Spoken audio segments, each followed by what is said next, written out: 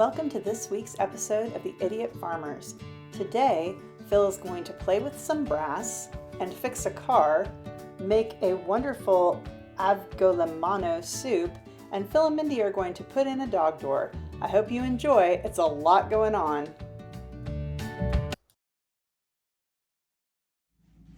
Okay, so this is more in the what we can do with sodium citrate. Again, here's our bag of sodium citrate, iron chelating agent, but I was wondering if it would work for cleaning dirty brass. So this is some once fired 30-06 brass I'm going to be loading up tomorrow. My wet tumbler. Yeah, it's terrible. And I'm going to put a little sodium citrate in that and tumble these overnight. We'll look at them tomorrow. Okay, so after tumbling overnight in the sodium citrate, they're looking pretty good. I'm going to put them on the, put them in a food dehydrator for a few hours just to get the water and everything off, and we'll take a look at them. So here are with the dried brass. Looks pretty good. Primer pockets are mostly clean. A little brush will clean that out. One important thing, and I don't know if you can see this, but all the powder scoring is gone from the inside of the brass, and no powder standing around the necks and stuff. So I'm going to go with the sodium citrate was very good for this. One big thing you can notice when you look at this brass is that there's no discoloration that you get when you use something like citric acid. Citric acid also works great at cleaning off the brass, but it gives it sort of a rosy hue, and that's just the action of the acid on the brass itself. This obviously is higher pH. The sodium citrate pH is closer to neutral. I think it's in the 6s. And so a much less acid action on the brass. So yeah, I think sodium citrate is going to be a reasonable way to clean brass. What I really need is for the real test is go up to the shooting range and pull down some dirty brass, some stuff that's been sitting around a little while, and take a look at it. So anyway, sodium citrate. Well, we didn't understand exactly how this worked, so we videotaped the entirety of us installing a dog door on speed video, or time-lapse video, I guess is what it's called. So here's a very quick look at how we took off our front door, installed the dog door, painted the door, and put it back on. Enjoy!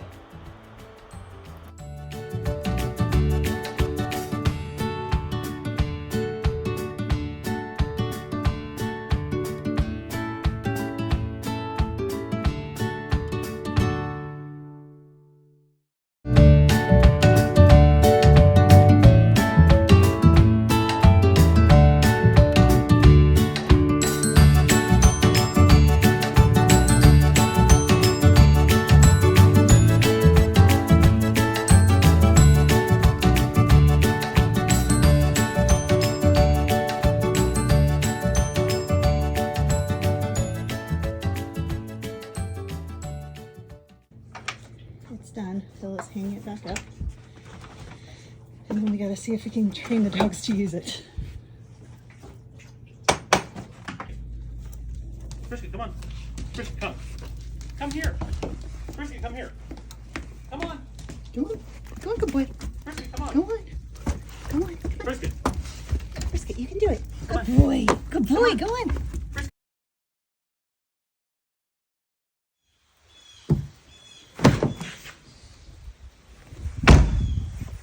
All right, so what we have here is a 2016 Hyundai Tucson.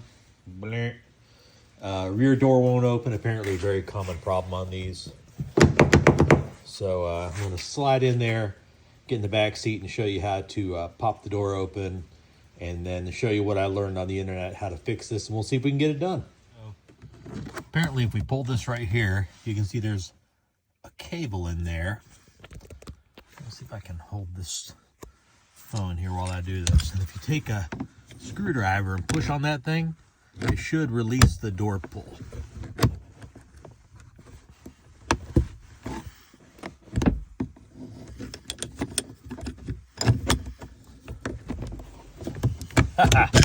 See? All right, and now that we got this open, we're gonna pop that little tab right there, and there's a Phillips head screw under it. Take that screw out, then we're gonna pop that door off. All right, so after putting several deep gouges in this little shit right here, we've got our little Phillips head screw. Now I'm gonna take it out and pop it. Okay, not shown was me basically starting over here on this edge and popping these little, you can see the little body rivets there. It just sort of like pops off with finger pressure. And then all of these, you have to kind of lift up on them. And then there's this little jabroni plate that fits right here. That's this little bastard right here. I think probably if you used like a trim tool, like some little plastic flat trim tools, you could probably pop that thing off easier without cussing like I did. And then this thing here has just got some, well, it's a little different than the one I saw, but I think that there's 5 screws total. There's 4 on the outside, and then there's 1 in the center, and that's what holds the cable thing in there. And then you have 1 wire coming in here that is just a simple press tab, press it, pull it. So I'm gonna take those bolts out, screws out rather, and unhook this whole thing, and then take that electrical cord out. Okay, so I got to this point here where you've got the little cover for the cables to take off. And I thought, well, how do we get this thing off here? Well, looky right here. See this little latch?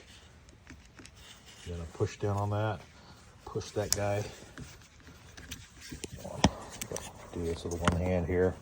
Maybe, maybe not. Push down on that. And it pops this open. Oh, I can't do it with one hand. Anyway, I'll show you in a sec. I'll pop it off and then show you. Okay, so took it apart and put it back together again.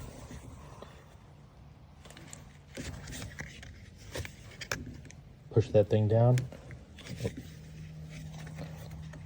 Push it down, and then just see that, how it kind of just unhooks like that. And so that's the pull cables right here. And so they say the problem is when you're pulling this thing, this guy right here, there's 2 different stops. There's a stop out on that side, and there's this stop right here.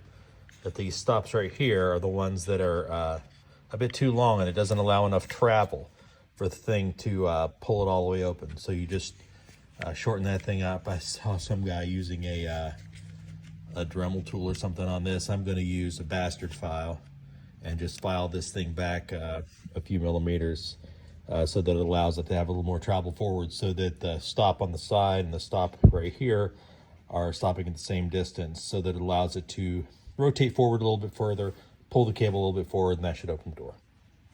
So that's the idea. Okay, brought this down in the basement so we had a little more light so you can see what's going on here. So you can see that the stop that I'm talking about we're going to file back is right here, and the other one's right here. And when you open this thing to its full travel currently, you can see how that one touches on the plastic, but that one's short of its destination by, you know, maybe like 4 millimeters or something. So we could take a good bit off the end of that thing so that it will travel forward, and that second part will rest on the, yeah, it's maybe like 4 millimeters. That thing will come forward and rest. Okay, after a little trial and error, I used this bastard file and this 1/4 inch chisel, and now we have recontoured this thing. You can see how we've taken a lot of the bulk off there. Some of the numbers are now missing. Now when the thing is opened to its travel, it opens about 15 or 20 degrees more, and you can see how this stop over here, that gap's a lot more short. So we'll try this and see if that's fixed the problem. Okay, so I got the door back on. You start off by putting this little lip over like that, so that it's over top of where the window comes up, and then it kind of folds down, and then actually just about all of the little things pop back into place without me even trying. So then I just used my knee to kind of pop the rest of them in. And this little son of a bitching thing here, I think goes on like that. Ha! Okay, and then the last thing to do is put this last bolt in. We'll see if it works. Or screw, it's a screw. Put this last screw in here, then I'll shut the door and see if it works. So here it goes.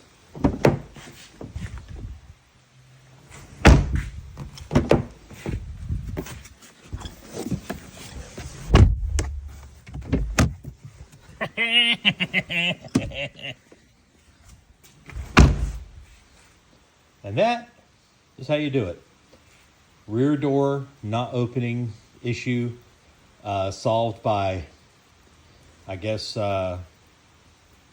initially filing and then using a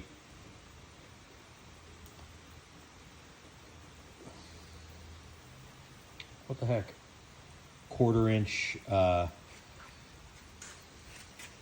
thing to shave down the stop. So that's where the problem is that this thing doesn't have enough travel coming out, and by shaving that thing down, door opens. So here's the other side, and you can see this doesn't come out quite as far. This door does open. We didn't have the problem with this one, but the travel's not quite as far because it's still got that the stop in it that hasn't been shaved down yet. But this one, you see that it comes out probably another like 10 or 15 degrees, and that's what makes the big difference. So these things are trash from the factory, and my presumption is that since this thing's got like 90,000 miles on it, that little cable in there sort of stretches over time, and then comes to the point where it won't open up until you remove the end of that stop. So you can probably use just about anything. I thought it was made out of metal. Things made out of plastic.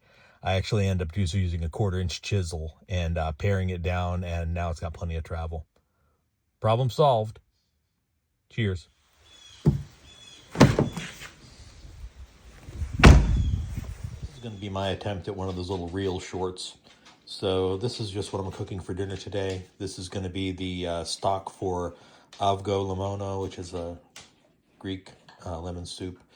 And what I have in here is 3 carrots roughly cut up, 3 stalks of celery, 1 onion in half, 3 or 4 cloves of garlic, 9 cups of water, 4 chicken thighs, and 3 tablespoons of chicken bouillon, which I use instead of salt. Why? Because that makes a super rich broth.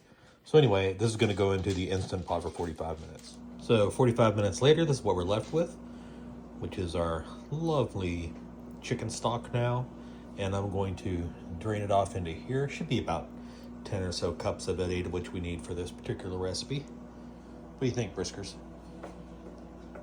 All right, there's our requisite 8 cups of chicken stock, and then there's our reserve 2 cups of stock that we'll use for something else. There's our chicken that once it cools down a little bit, I'll pull that off the bone and deskin it.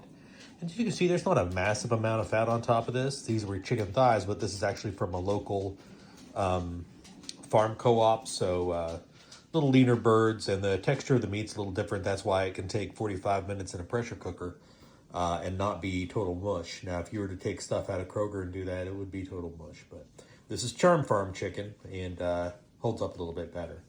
And then we're going to take this, and we'll finish off the soup a little closer to dinner. I use my slap chop thingy here to do about 2 cups each of celery and carrots, and then there's a bulb of garlic in there. Slap chopped. I said finely chopped, so this thingy. And back in the Instant Pot on saute mode, and you can see we've added one bunch of chopped green onions to this. So we're going to saute this for a while with a little bit of olive oil in there. How much? Oh, probably should use a tablespoon. I used more like a 1/4 cup. So we're going to saute this a while until it softens up a bit. Then we're going to add the broth back and then a cup of rice to it. Sorry, I kind of missed a step here. So I sauteed the vegetables together, then I threw in a cup of rice, which I used short grain rice because that's what we have. And then I poured the 8 cups of stock back on it. So now it's going to sit in here for a while and really till dinner time. And then we'll add the lemon plus egg to it, and it'll be pretty much done. All right, so clearly the rice has absorbed quite a bit, and this is very thick now, like a stew. So to do the lemon sauce, which is a 1/2 cup of lemon and 2 eggs, we have to mix that with a cup or 2 of broth, which is all soaked up. So we're just going to make 2 cups here with the consommé. We're going to add the, we're going to temper the egg egg lemon mixture and then pour it in here, and then the whole thing gets poured in there. So anyway, that's going to be 2 cups of water, 2 eggs, and a half cup of lemon juice.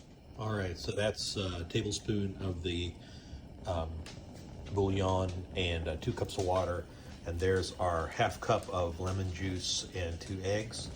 And once this gets up to temperature, I'm going to pour some of the water in here while whisking it, which is called tempering, which brings the eggs up to a temperature so that it doesn't curdle all immediately. And then once it's tempered, we're going to dump that back into there. Then we're going to dump the whole thing into there. And of course I have one hand, so we're going to basically do that off camera. All right, so here it is after we've dumped in the 2 eggs, half cup of lemon juice, and 2 more cups of stock, which we made just with bouillon. And actually, it looks freaking good. So the other thing we're doing is got a couple of pieces of homemade wheat bread here. Gonna put some homemade butter on those, then I'm gonna take it out and see how it goes. Okay, we have Mindy gonna try the soup. It looks amazing. It smells good, like a good chicken soup. It's very good. It's very lemony, a little creamy. Take another bite. Guess I could have made the chicken a little smaller. Oh, it's spot on. It tastes just like you get it at a Greek restaurant. Nice. Very good. Ta-da! Thanks again for watching The Idiot Farmer. If you enjoyed what you saw, please like and subscribe and share with your friends. Have a great day.